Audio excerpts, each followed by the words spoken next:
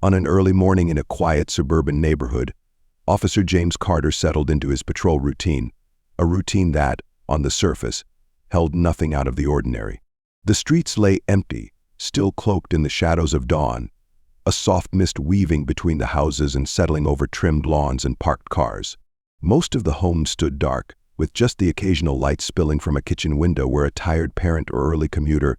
The stillness had an unusual weight to it, a silence that almost seemed to press against the night, as if the neighborhood itself was holding its breath. Officer Carter was used to this kind of quiet. In fact, it was why he'd chosen to work in this area.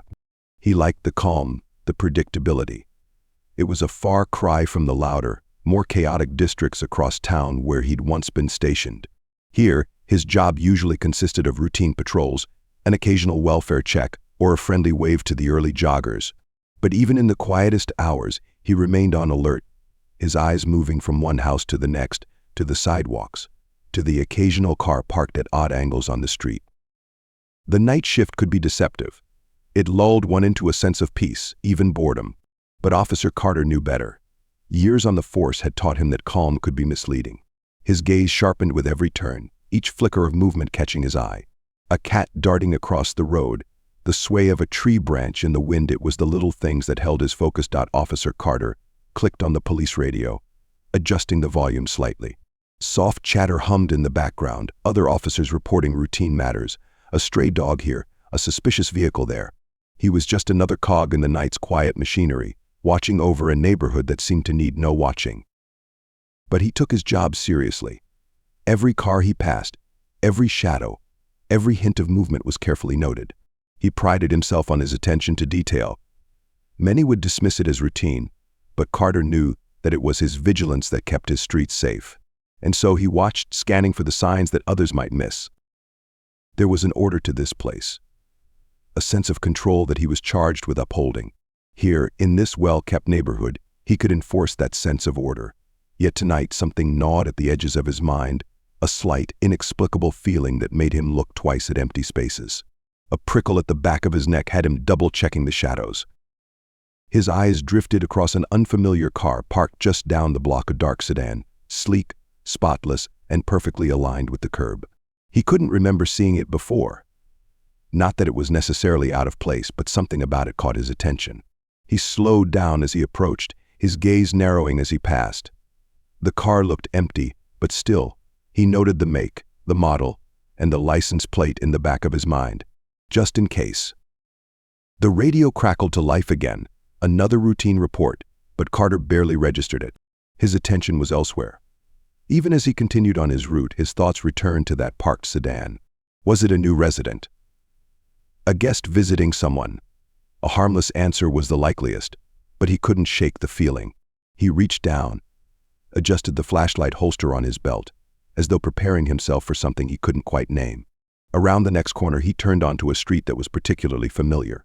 Here he knew almost every house, every car that was usually parked out front, and every porch light that blinked on at this hour.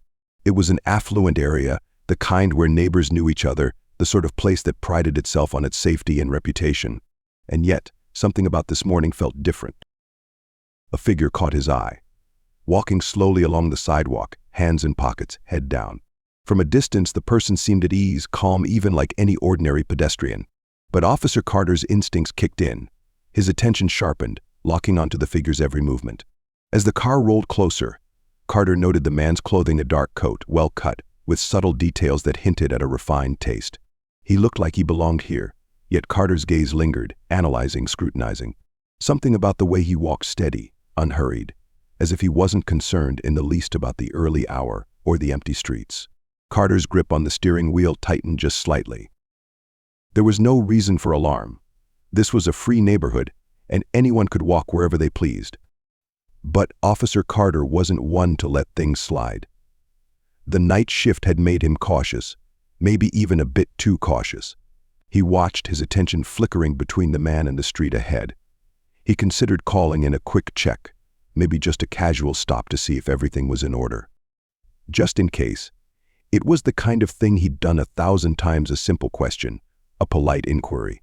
Nothing out of the ordinary, But as he followed, he realized that something about this encounter felt different. The man reached the end of the street, where a row of cars sat lined up in the shadows. He stopped beside one, taking a set of keys from his pocket.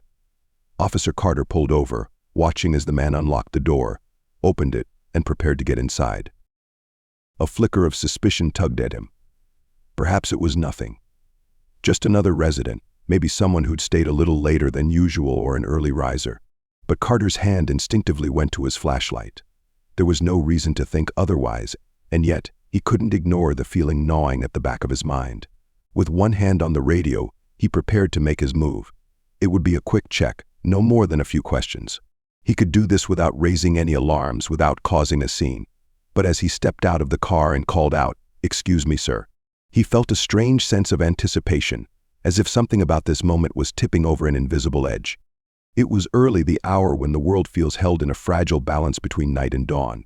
For Officer James Carter, these were the quietest hours of his shift, a time when the suburban streets he patrolled seemed to fall into a calm that felt almost absolute.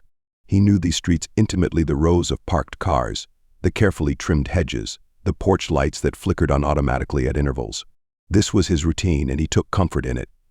His task was simple: ensure the peace, look for anything that might disrupt it. As his gaze swept over the neighborhood, he caught sight of a figure, a lone man walking calmly down the sidewalk. He was tall, his stride steady, and he wore a dark coat that hinted at an understated elegance. From his position in the car, Officer Carter noted the man's face in profile, the warm brown of his skin, briefly illuminated by a passing streetlight.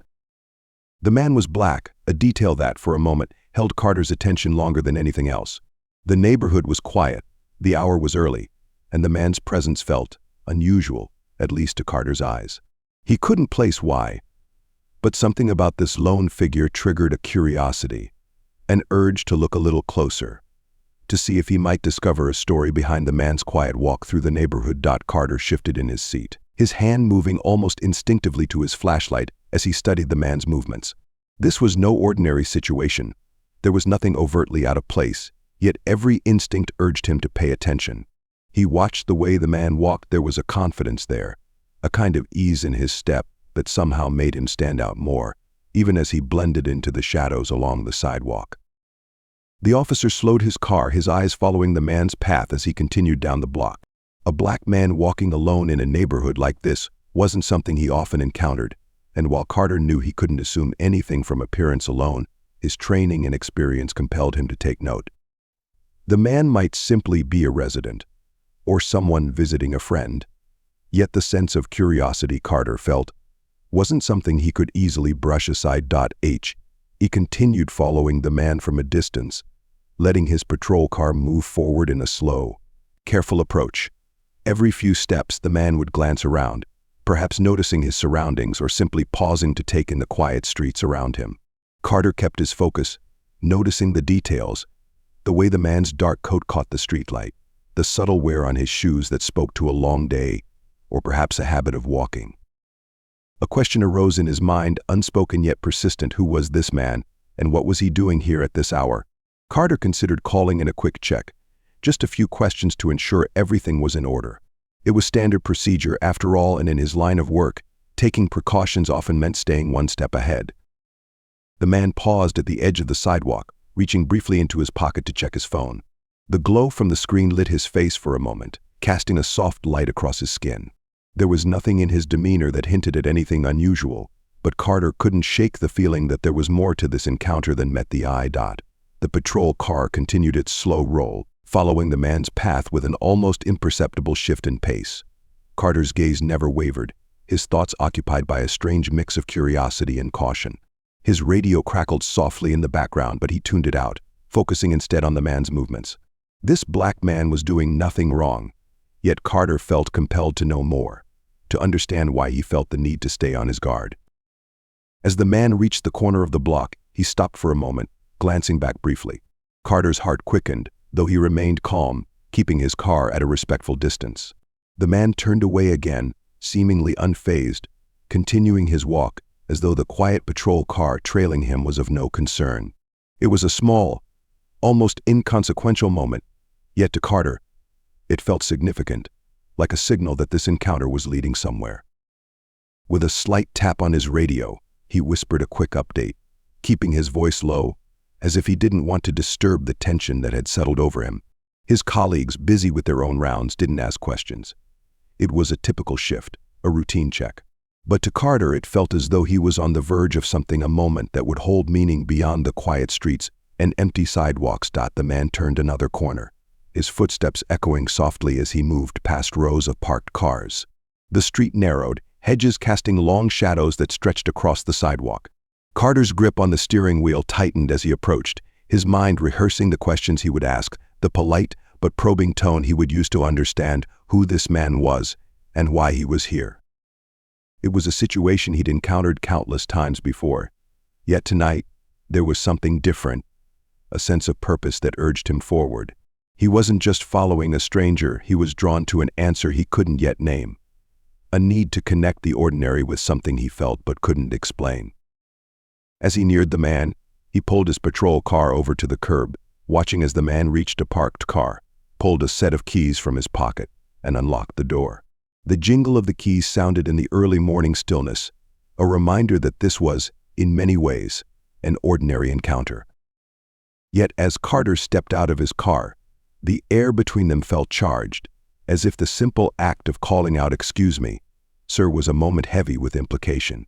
The man turned to face him, his calm gaze meeting Carter's with a quiet composure. There was a brief silence as their eyes met, two figures bound by a fleeting encounter that neither of them had planned. The neighborhood lay shrouded in the quiet of early dawn, each house seemingly asleep beneath a blanket of shadows. The occasional streetlight flickered softly, casting small pools of light onto the deserted streets. For most, this time of day was when the world stood still, when all felt calm and uninterrupted. But for Officer James Carter, that stillness was often deceptive. He knew that in moments like this, the ordinary could quickly slip into something else, something that demanded his attention. He parked his car at the curb, eyes fixed on the man who was still walking calmly down the sidewalk. The man was dressed well, moving with a relaxed stride, his hands casually tucked in his pockets. There was nothing in his posture that spoke of trouble. Yet for Carter, the sight of this man alone, at this hour in this neighborhood, seemed to warrant a closer look. His instincts, shaped by years on the force, urged him to take no chances. He felt an unspoken need to prepare himself, to anticipate what might come next. With a slight exhale, Carter reached for his seatbelt, his fingers hesitating for just a moment before unbuckling it. He knew that, in this line of work, hesitation could be costly, but so could haste. It was a delicate balance, and tonight it was one he felt acutely. The man was doing nothing to draw attention to himself, yet Carter's eyes remained locked on him, as though waiting for any small movement that might betray some hidden intention. Carter took a breath, grounding himself before he opened the door. He'd done this 1,000 times before: routine checks, quick questions, casual interactions that often ended as quickly as they began. But this encounter felt different. As he swung his legs out of the car, his boots hit the pavement with a solid crunch, grounding him in the cool morning air. The street was empty, silent, save for the sound of his own footsteps as he began to walk toward the man. He held his flashlight in one hand, gripping it tightly, while his other hand hovered near his radio, ready to signal at a moment's notice. It was an instinctive gesture, almost unconscious, but one that revealed his readiness for confrontation, even though there was no overt threat.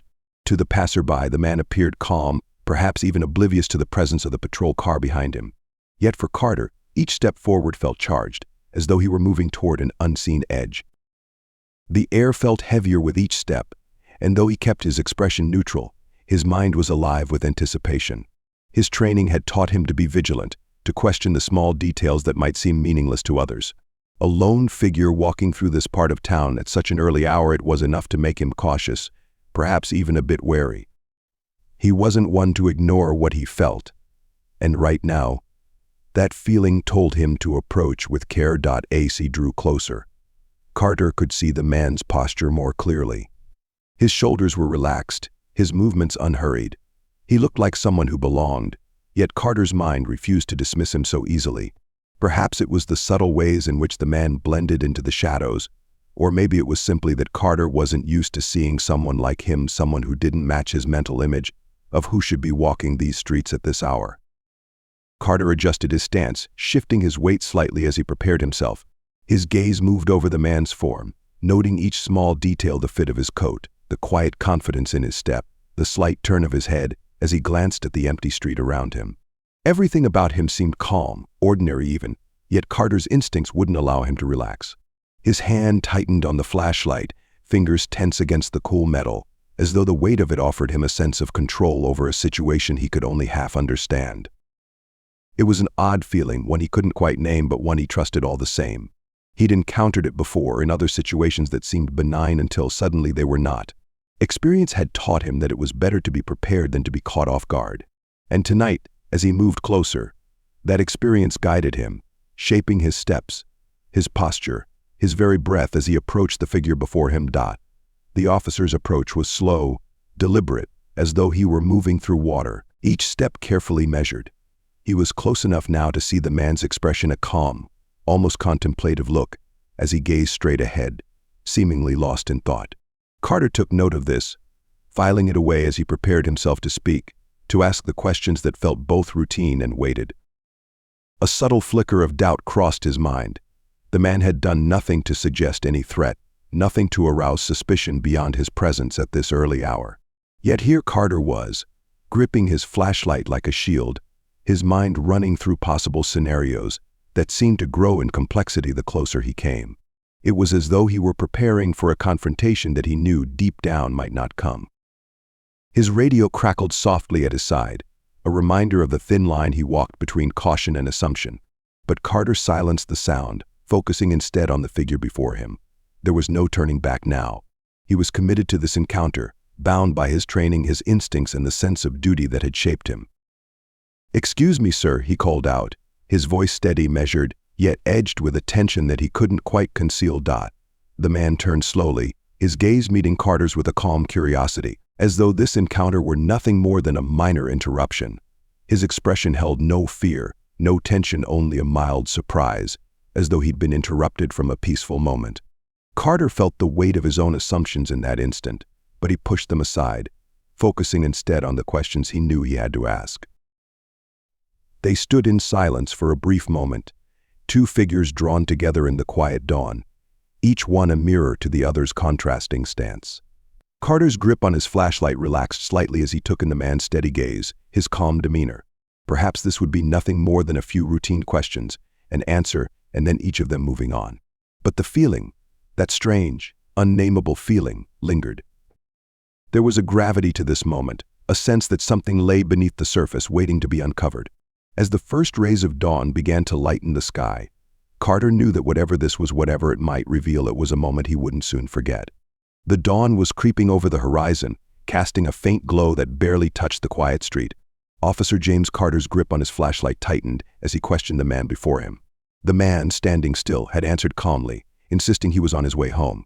Yet his composure seemed to spark something in Carter, an irritation, an urge to probe further, to break through the man's calm demeanor. "What are you doing here?" Carter asked, his voice harsh, edged with accusation. The man, a black man dressed in a dark coat, looked back at him, his face calm but strained. He repeated his answer, his tone firm yet respectful. "I told you, officer. I'm just heading home." But Carter's suspicion was unrelenting. The man's calm response felt defiant, like a refusal to acknowledge Carter's authority. He took a step closer, his voice growing sharper. "I don't buy it. You're acting like you've got something to hide." The man's calm facade began to crack. He took a step back, his expression shifting, a hint of frustration breaking through. "Look, I've answered your questions. I'm going home." Carter felt his frustration rise, his mind racing with the need to control the situation. He reached out, grabbing the man's arm roughly, his grip tight and unyielding. "You're not going anywhere," he said, his tone cold. "Turn around and put your hands on the car." The man pulled his arm back, his patience finally worn out. "I'm not doing that," he said, his voice stronger, edged with defiance. "You have no right." Carter's grip tightened, his face a mask of irritation. He wasn't used to this pushback, this resistance. He took a step forward, pressing his body into the man's space, asserting his authority with every move. "I told you to turn around," he said, his voice rising. "Don't make this harder than it has to be." But the man shook his head, his frustration and anger spilling over. He raised his hands, backing away, his voice strong. "I'm not doing anything wrong. You can't just..." The words barely left his mouth before Carter reacted, grabbing him harder, his voice snapping. "Resisting arrest, huh? That's how you want to play this?" The man pulled away, his movements sharp, breaking free from Carter's grip as the tension erupted. The man tried to pull away, his voice rising in protest, but Carter's patience had worn thin. In a swift movement, he shoved the man back against the patrol car, his hands pressing down hard, unyielding. The man's face contorted with pain as he struggled against Carter's hold, his voice filled with anger. "Stop," the man yelled, his voice echoing down the empty street. "You're out of line." But Carter's response was immediate, his body blocking any path to freedom as he tightened his grip, his tone hard and unforgiving. "Stop resisting," he barked, his words harsh, punctuated by each forceful movement. The man's frustration erupted, his body twisting as he tried to break free, his voice a mixture of anger and pain. "You have no right. Let me go." But Carter's grip only tightened, his hands pressing down, forcing the man against the car with a brutal force. He ignored the man's protests, his mind focused on maintaining control, on showing authority. He pushed the man harder, his movements rough, unyielding, as if to break through the defiance that had been building with every moment. As the struggle continued, Carter's patience snapped, his movements growing rougher. He forced the man's arms behind his back, his grip punishing, each movement more aggressive than the last. The man cried out, his face contorted in pain, but Carter ignored it, his mind focused on asserting his control. "You're making a mistake," the man gasped, his voice choked with pain, his eyes filled with frustration and disbelief. Carter ignored him, his grip unyielding as he pressed down, his actions growing more forceful, the silence of the street broken only by the sounds of the struggle. He felt a rush of adrenaline, his mind filled with a need to finish what he'd started, to put an end to the man's resistance. The man struggled, his body twisting, his voice filled with defiance. "This is wrong," he yelled, his voice strong, unbroken. "You can't treat people like this." But Carter's response was cold, his tone unforgiving. "Keep resisting, and it'll get worse," he said, his words a warning, his grip relentless. The situation had reached a breaking point, the calm of the early morning shattered by the conflict playing out on the quiet street. Carter's actions were no longer about questions or answers. They were about power, about control, about silencing the resistance that had dared to challenge his authority.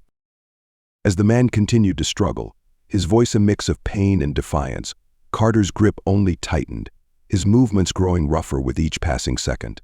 The man's protests echoed in the stillness, each cry a reminder of the injustice unfolding beneath the dawn's first light. In that moment, Carter was no longer questioning, no longer searching for answers. He was enforcing, pushing, asserting his will with a force that left no room for protest. And the man, his body pinned, his voice breaking with pain, became a symbol of the defiance that Carter was determined to crush. The dawn rose over the street, casting a pale glow over the two figures locked in conflict, each one a reflection of the other's anger, frustration, and resolve. It was a moment that would remain imprinted on both, a reminder of the thin line between justice and control, between protection and power. The early dawn cast a faint light over the street, quiet and still, the calm of the hour only punctuated by the tense encounter unfolding at the side of the road. Officer James Carter's grip on the man's arm was firm, unyielding. He demanded ID, pushing past the man's calm responses, insisting, asserting his authority as if by sheer force of will. In his eyes, there had been no reason to expect anything unusual, no reason to believe that this was anything other than another encounter, one in which his authority was absolute. But when the man handed over his ID, there was a shift in the air, an almost imperceptible pause, as if the world itself was holding its breath. Carter took the ID with a hard, dismissive motion, barely glancing down at the small piece of plastic. He expected to find an address, a name, perhaps a job title that meant nothing to him. But what he saw instead made him stop cold. The words on the card blurred for a moment as his mind struggled to process what was right before his eyes. Federal judge. The words hit him with the force of a physical blow, scattering his thoughts, shaking the confidence he'd wielded just moments before. His hand wavered, the ID suddenly heavier, as if that single phrase federal judge carried with it the weight of all the assumptions he'd made, all the actions he'd taken, and all the consequences they might carry. Carter's mind raced, sifting through the events of the past few minutes. The initial encounter, his probing questions, the accusations laced into his words, his aggressive insistence, all of it came back to him in an instant, and now each action felt wrong, miscalculated, like steps taken in the wrong direction. He'd been convinced of his own certainty, sure of his authority. And now, in an instant, that certainty was crumbling. For a long moment, Carter simply stood there, frozen, the ID still clutched in his hand.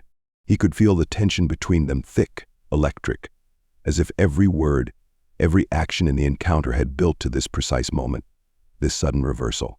The man watched him, his expression unreadable but intense, his gaze steady. There was no smugness, no hint of satisfaction in the man's eyes, just a calm, steady presence that now seemed even more powerful, more imposing, as Carter absorbed the full weight of his mistake. Carter's throat felt tight, his mouth dry. He wanted to say something, to explain, to justify, but the words wouldn't come. He knew, even in his silence, that there was no way to rationalize what he'd done, no words that would undo the choices he'd made, choices born out of assumption, out of a misplaced certainty that he'd been in the right. The judge's voice broke the silence, soft but firm, filled with a quiet authority that commanded attention. "I tried to tell you, officer." The words were calm, but beneath them was a current of hurt, a reminder of the restraint the man had shown, the patience he'd extended, even as he was being treated as less, as someone to be controlled, subdued. Question. The words hung in the air, heavy, undeniable, a reminder of everything Carter had overlooked in his haste, his assumptions. He looked down again at the ID in his hand, as if the words federal judge might have changed, might somehow let him rewrite the events of the past few minutes. But the words remained, clear and unchanging, a testament to the reality of his error. For the first time, Carter felt small, exposed. The role he'd relied on, the authority he'd clung to, now felt hollow, inadequate in the face of the man he'd wrongfully detained. He was no longer an officer exercising control, he was simply a man, standing before someone he had wronged. He opened his mouth to speak. The apology caught in his throat, but the judge's gaze silenced him. There was a quiet power in the judge's stare, a look that conveyed understanding, but also a profound disappointment. It was a look that held him accountable, that saw through any excuse he might offer, any justification he might make. "I've dedicated my life to upholding the law," the judge said, his voice even but firm, each word deliberate, measured. "And I know when it's been misused." Carter felt a wave of shame wash over him, a feeling so intense that he could hardly meet the man's eyes. The realization settled heavily on him, the knowledge that he'd acted not out of justice, but out of bias, out of a need to control something he hadn't understood. The silence stretched on, a silence that felt almost like a reckoning, a moment in which everything he'd done, every assumption he'd made, was laid bare. Slowly, Carter extended his hand, returning the ID to the judge, his fingers trembling slightly as he let go. He could feel the shift between them, the authority he'd tried to exert now lost, replaced by an uncomfortable sense of vulnerability. The judge took the ID back, his expression unreadable, his gaze steady, as though he were looking not at an officer, but at a man whose judgment had been fundamentally flawed. The silence felt like a judgment of its own, a reminder of what Carter had allowed himself to become in that moment. He had seen a threat where there was none, asserted power where it was unwarranted, and now he stood exposed, his authority hollow in the presence of a man whose very existence challenged his assumptions. For the first time, Carter felt the weight of what he'd done, the knowledge that he'd not only wronged this man, but that he'd compromised the very principles he was meant to uphold. He looked up, his voice barely a whisper, but before he could speak, the judge shook his head, his voice soft but resolute. "There's nothing you can say, officer, that will undo what's been done." In the quiet that followed, Carter felt the full impact of his actions settle over him. There was no escaping it, no turning away from the truth that had been revealed in the space of a single moment. He was left standing, exposed, his authority stripped away, his assumptions shattered, as the judge turned and walked away, leaving him with the weight of his own choices. The light of dawn washed over the street, quiet, unassuming, but the moment had been transformed. A single, unspoken truth casting a shadow over everything.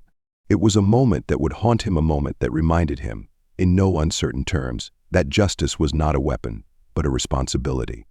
The dawn light crept over the quiet street, casting long shadows and a pale glow that seemed almost too gentle for the tension that had settled between these two men.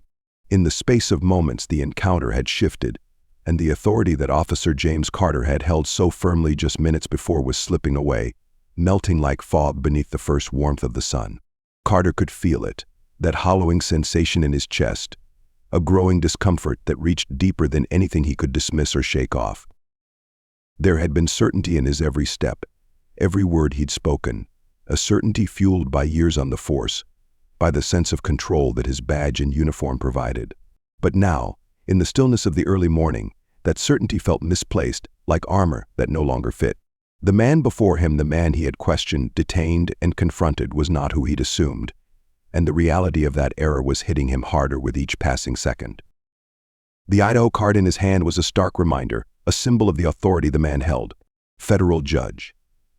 The words reverberated in his mind, striking against every assumption, every bias, every action he'd taken. He hadn't seen a judge when he'd pulled over to confront this man. He'd seen someone else. And in that moment of realization, his authority felt like an illusion, slipping through his fingers, leaving him exposed. Carter felt his gaze drop, his eyes finding the ground, the feeling of authority now replaced by something heavier, something far less comfortable. He wanted to say something, to find an explanation, a reason that would make sense of his actions. But every word he considered felt inadequate, hollow, unable to bridge the silence that had grown between them. The judge stood before him, unmoved, his calm presence only heightening Carter's discomfort. There was a gravity in his posture, a silent power that didn't need to be asserted to be felt. He looked at Carter, his expression unreadable, a quiet disappointment in his gaze that spoke louder than any accusation. Carter shifted on his feet, instinctively stepping back, his body language betraying the unease he was feeling. This was no longer the controlled encounter he'd envisioned. This was something else entirely. A moment in which the balance of power had shifted. A moment where he was no longer the one in control. The silence stretched. A silence that seemed to press down on him, making the space between them feel almost oppressive. Carter swallowed, his throat dry, his mind scrambling for something to say, something that would break the weight of the moment. He thought back to the words he'd used, the way he'd asserted his protocol, his right to question, to demand answers. But now, that justification felt thin, flimsy, like a shield that had cracked in the face of the judge's quiet strength. The judge's voice broke the silence, calm but firm, each word deliberate, measured. "Protocol, you said." His tone held no anger, no raised volume, but there was something in it, something that cut through the officer's defenses like a blade. It was the kind of voice that had no need for aggression, because its power lay in its restraint. Carter found himself nodding automatically, his gaze still lowered, his words caught somewhere in his throat. The judge's appointment was clear, but it was more than that. It was a quiet frustration, a knowing look that seemed to reach into the heart of the moment, stripping away the justifications Carter had tried to cling to. The judge's next words were softer, but each one landed with a weight that Carter could feel, an unspoken rebuke that needed no embellishment. "You saw what you expected to see," he said, his voice barely above a whisper, yet it filled the silence between them, not what was actually there. The words struck a chord, resonating in a way that made Carter's chest tighten. He knew what the judge meant. He understood, in a way that felt almost too real, too uncomfortable. He had seen not the truth, but an assumption, a judgment. And now, as he stood there, the full impact of that judgment was settling over him, heavy and unyielding. Carter's fingers clenched and unclenched, the discomfort building as he felt the judge's gaze on him, a gaze that saw through every defense he might offer. He wanted to look away, to escape the intensity of that stare, but he couldn't. He was rooted to the spot, trapped in a moment that held him accountable in a way he'd never anticipated. The judge took a step forward, and Carter instinctively took another step back, the power dynamic between them now fully reversed. It was the judge who commanded the moment, his quiet authority filling the space, while Carter felt smaller, his confidence slipping away with every second that passed. This was no longer a routine stop, no longer an encounter where he held control. This was a reckoning, and he was the one standing under the weight of it. "I tried to tell you," the judge said, his tone still calm, though there was a hint of sadness there, a restrained frustration that made Carter's discomfort deepen. "I tried to explain, but you didn't listen." Carter felt a wave of regret wash over him, a feeling that settled in his chest, heavy and unrelenting. He wanted to apologize, to say something that would make the moment less raw, less exposed. But he knew that an apology wouldn't erase what had happened, wouldn't undo the assumptions that had led him here. The silence returned, stretching between them, filled with the weight of unspoken words.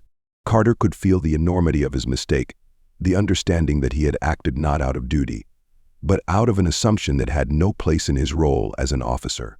The judge's words lingered in his mind, a reminder of everything he'd failed to see. And in that quiet, as the morning light grew stronger, Carter understood that this moment would stay with him, a reminder of the dangers of assumptions, of judgments made too quickly, too harshly. He understood, too, that he could no longer hide behind his badge, his title. In this moment, stripped of his authority, he was simply a man who had made a mistake that could not be undone. A mistake that stood before him in the calm, resolute presence of the judge. The dawn spread across the street, soft and unassuming, casting light over the two men standing in silence, a silence that held within it the weight of everything left unspoken. The morning after the incident, a quiet but powerful ripple began to spread. It started with a single post, just one clip, captured on a shaky phone camera by a bystander who had seen the scene unfold. The video showed two figures in the early light, one man in a police uniform, the other a black man, calm yet visibly distressed, as he stood by his car. The footage caught the final moments of a tense exchange, the officer's confrontational stance, the way he had demanded answers, and the brief, unmistakable look of quiet power on the face of the man he had wrongfully detained. But it was the moment the officer realized the man's identity, the flash of shock that crossed his face, that sent waves through those who watched. Within hours, the video went viral. It circulated through social media, reaching countless eyes, stirring reactions as it traveled from one user to the next, the hashtag #JudgeVaceOfficer attached to every post, every share, every retweet. News outlets seized the story, and by midday headlines were flashing across screens nationwide. Federal judge detained in shocking case of racial profiling, read one. Justice or misjudgment? Asked another. The story took hold, seizing the public's attention with a force that no one could ignore. The reaction was swift and powerful. Civil rights organizations responded first, their leaders speaking out, decrying the incident as a glaring example of the biases that still permeated society. They called for immediate accountability, issuing statements that underscored the importance of this moment, not just as an isolated incident, but as part of a much larger story, a story of systemic bias that had gone unchallenged for too long. The footage was played and replayed on every network, each replay adding fuel to the growing outrage. Experts weighed in, dissecting the scene, analyzing the officer's body language, the judge's restrained demeanor, the shifting power dynamic that the video had so clearly captured. Social media filled with posts, each one echoing the same demands: accountability, justice, reform. People were watching, people were listening, and they were speaking out with a unity that had rarely been seen. As the day progressed, the calls for justice grew louder. Local communities organized, planning protests and rallies, each one demanding accountability, each one echoing the voices of those who had been overlooked, misjudged, mistreated. Placards and banners bearing the judge's face appeared, his image becoming a symbol, a rallying cry for those who had experienced the same treatment, the same assumptions, the same injustices. News coverage showed images of people gathering, their faces determined, their voices strong. The footage of the incident played on screens, projected onto walls, shared among groups who now saw themselves in this story, who felt the weight of this moment. It was as if the judge's calm yet powerful presence had given voice to something long unspoken, something that had been waiting for a chance to be heard. And yet, as the public response grew, the judge himself remained silent. He offered no statement, made no comment, his quiet refusal to speak a reminder that, perhaps, this moment spoke louder without his voice. It was a silence that only seemed to amplify the message, that left space for others to step forward, for the story to resonate beyond his personal experience, transforming into something much larger, much more significant. The conversation spread to all corners of society, reaching people in every field, every community, every background. Politicians, activists, teachers, and students alike began to speak out, each one adding their voice to the growing demand for change. This was no longer just a single incident, it had become a movement. A call to examine not only this one case but the countless others that had gone unnoticed, unreported, unresolved. Interviews with civil rights leaders filled the airwaves, each one emphasizing the importance of this moment, the need for reform, the urgent call for change. This is not just about one man, one leader said, his voice unwavering. This is about every person who has ever been judged by the color of their skin, every person who has been assumed guilty before being given a chance to be heard. The public listened. People shared their own stories, stories that mirrored the judge's experience, each one a testament to the biases that still lingered, the prejudices that still shaped everyday encounters. The nation was listening, the world was watching, and the story of the judge and the officer had become a lens, a way to see, to understand, to confront the realities that lay just beneath the surface. The story continued to unfold. The public's response grew more intense, more unified. Protests swelled in number, marches filled the streets, the voices of thousands echoing through the air as they chanted, demanded, stood together. Signs bearing the judge's image filled the landscape, a reminder of the power of one man's silent dignity, one man's refusal to be reduced by a single moment, one man's quiet insistence on respect. The judge remained a symbol, but his silence continued. And as the protests grew, as the news coverage expanded, it became clear that his silence was, in itself, a powerful statement. His silence allowed others to fill the space with their own voices, their own calls for justice, their own stories of resistance, resilience, resolve. In homes, in schools, in offices, people talked about the incident, about what it meant, about what it revealed. It was no longer just a story, it had become a call to action, a reminder of the responsibility that came with authority, the duty to treat every person with dignity, with fairness, with respect. And the judge, though silent, remained at the heart of it all, a quiet, steady presence, his dignity undiminished, his calm a reminder of the strength it took to face the world without anger, without bitterness, but with an unwavering demand for justice. Months had passed, yet the memory of that early morning encounter lingered, casting a shadow over every conversation, every news broadcast, every public discussion. It had become more than a single event, it was a symbol, a focal point of larger issues that had remained unaddressed for far too long.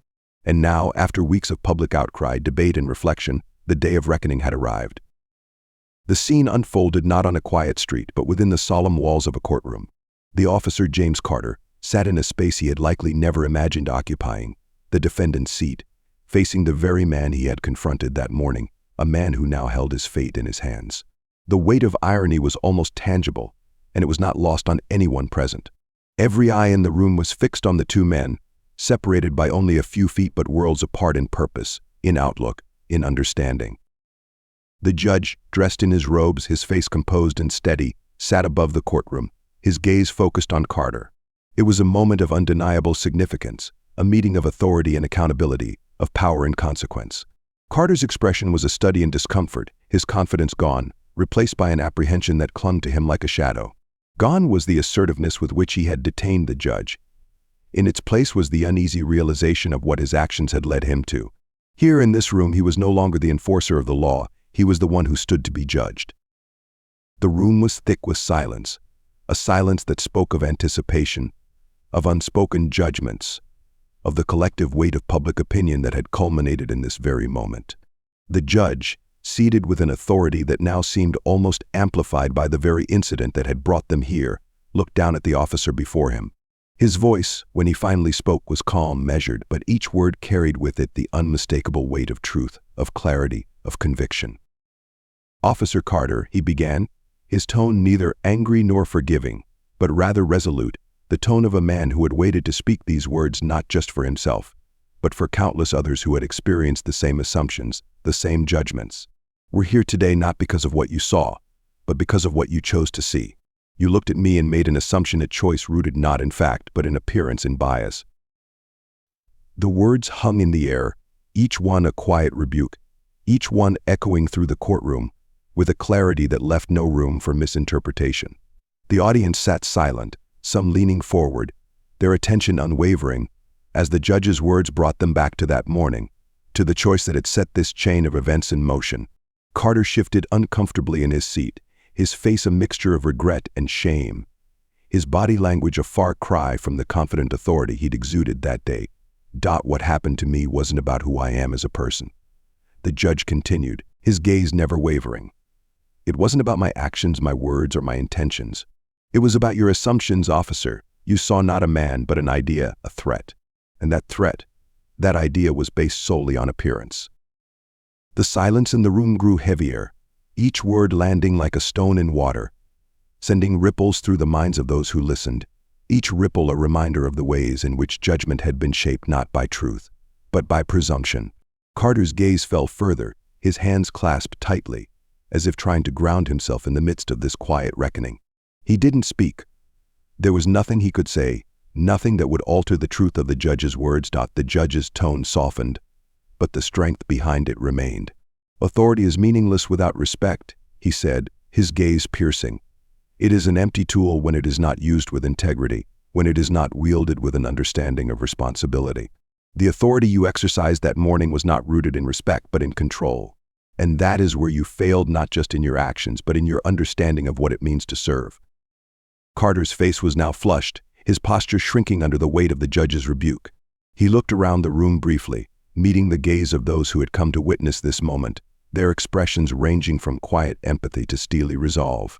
He was, for the first time, seeing himself through their eyes, understanding what it was like to be the one under scrutiny, to be the one facing assumptions. It was a realization that came with the force of a revelation that would haunt him long after he left this room. The judge looked down at the document before him, a list of charges of potential consequences, but he wasn't finished speaking. His voice, though calm, carried an undercurrent of disappointment, a disappointment that transcended this single incident, a disappointment that spoke to the need for change. What I experienced that morning was not new, officer. It is a story that has been repeated time and again, with different names, different faces, but the same assumptions, the same judgments. He paused, allowing his words to settle, to resonate. This is a failure not only of one officer, but of a system that allows such assumptions to go unchecked. You may have been the one who acted, but you are not the only one responsible. Every institution, every authority, every community has a duty to confront these biases, to ensure that those who serve do so with fairness, with respect, with understanding. Finally, the judge turned his gaze fully on Carter, his eyes steady, unyielding. Today, I am not here to simply pass judgment on your actions, officer. I am here to remind you and everyone who serves that authority is not a right. It is a responsibility. And when it is misused, when it is wielded without respect, it is no better than tyranny. The judge picked up his gavel, his gaze still fixed on Carter. In light of your actions and in recognition of the broader implications of this case, I am ordering mandatory training in implicit bias, a full suspension, and a term of probation. You will also complete community service with organizations dedicated to addressing racial inequity. Only by facing these truths can you begin to understand the impact of your actions. The gavel fell, the sound echoing through the room like the closing of a chapter that had held within it not just a personal reckoning, but a public awakening. The courtroom remained silent, each person absorbing the significance of the moment, the quiet yet powerful resolution that had just been delivered. In that courtroom, beneath the gaze of the man he had once wrongfully detained, Officer Carter learned a lesson that went beyond protocols, beyond procedures. It was a lesson about responsibility, about respect, about the power that comes not from authority alone, but from the integrity with which it is wielded. And as he rose from his seat, the weight of his actions finally fully realized. He understood that this moment would stay with him, a reminder of the man he was and the man he needed to become. The room emptied, each person leaving with a sense of closure, a sense of resolution, knowing that justice had been served not only in punishment but in understanding, in a commitment to change. And as the judge left the bench, his expression calm yet resolute, it was clear that this was more than a verdict. It was a call to confront, to challenge, to change. The courtroom had emptied, but the impact of that day still lingered, like an echo reverberating in the silence left behind. In the quiet of his chambers, the judge sat alone, his gaze distant, reflecting on all that had transpired. For him, the events of that morning, and the powerful resolution in the courtroom, had not simply been an end, they had been a beginning, a reminder of why he chose this path, and a call to confront the deeply embedded assumptions that had shaped that encounter. The room was dim, filled only with the muted light filtering through the window, casting soft shadows that moved gently across the shelves and walls. Here, in the solitude of his own space, he allowed himself to think back, to recall each moment of that tense exchange, each word spoken, each glance shared. And as he did, he understood that what had happened was more than a mistake, more than an isolated moment of bias. It was a glimpse into a broader reality, a reality that extended beyond this single incident, a reality he'd seen reflected in the faces of the men and women who had gathered outside the courthouse, calling for change. Justice. The word held new weight in his mind now, more than it ever had before. Justice, he realized, wasn't simply about laws or procedures. It was a living concept, something that had to be renewed, re-examined in every interaction, every assumption, every choice. True justice, he understood, meant looking beyond appearances, beyond the superficial markers that society so often clung to. It meant acknowledging the biases that lingered, unseen yet powerful, influencing decisions, shaping perspectives, defining encounters. In that moment of quiet reflection, he thought back to the officer's face, to the mix of confidence and authority that had crumbled in an instant when the truth of his identity had been revealed. He thought of the disbelief, the embarrassment, the regret that had followed, and he wondered how many others, in the officer's place, would have acted the same way, would have assumed, would have judged, would have allowed their biases to lead them down a path of injustice. He knew that the responsibility he carried went beyond individual cases, beyond isolated moments of judgment. It was about something greater, a call to confront, to challenge, to dismantle the systems and mindsets that allowed bias to thrive unchecked. The judge understood that his role, his duty, was not just to interpret the law, but to uphold its spirit, to ensure that it served not only those in power, but every individual, every community, every life it touched. The encounter with the officer had crystallized a truth he had always known but seldom had to face in such a personal way. He had been seen not as himself, not as a man, but as an assumption, a threat, an idea shaped by appearance rather than reality. And he knew that until society was willing to confront this truth, to examine the biases that shaped it, there would be no true justice. There was a deep resolve in him now, a commitment that went beyond his role, his position. This was a commitment to challenge the assumptions that had brought him to that moment on the street, to push for a justice system that didn't just punish but educated, that didn't just react but understood, that saw each person as they were, not as they appeared. He felt the weight of that commitment now, felt it settle over him like a quiet resolve, a call to action that would shape his every decision moving forward. He thought of the people who had gathered outside the courthouse, the voices that had spoken out, the faces he had seen in the crowd. Each one of them carried a story, a history shaped by the same forces that had led to his own experience. And he knew that his silence, his presence, had given them strength, had allowed them to feel seen, heard, understood. But he also knew that this moment was only the beginning, that there was so much more work to be done, so many more conversations to be had, so many more walls to break down. In his quiet chambers, he allowed himself a final thought, a thought that captured the essence of his reflection, the core of what this moment had taught him. Justice was not just about punishment, it was about transformation. It was about creating a world where power was tempered with empathy, where authority was rooted in respect, where no one would be judged by anything other than their actions, their character, their truth. He knew that his journey, his commitment, would not end here. This was a call to push forward, to use his position to create real change, to foster a society where assumptions no longer dictated outcomes, where biases were not just recognized but dismantled, where every person, regardless of race, background, or status, could walk freely without fear, without judgment. As he rose from his desk, his gaze settled on the empty street below, the place where this journey had begun. He felt a quiet strength in him, a strength that came not from authority, but from understanding, from a newfound resolve to confront the biases he had seen firsthand. This was his purpose now, not just as a judge, but as a man committed to justice, to equality, to the courage it took to face the truth, to hold himself and others accountable, to push for a world where everyone could stand on equal ground. The judge's reflection was not just a personal meditation, it was a call to action, a reminder that the fight for justice required more than judgment. It required understanding, courage, and a relentless commitment to truth. And as he walked away, his purpose clear, the echoes of that encounter remained, a silent but powerful reminder that justice was not a destination but a journey that he and countless others were prepared to take.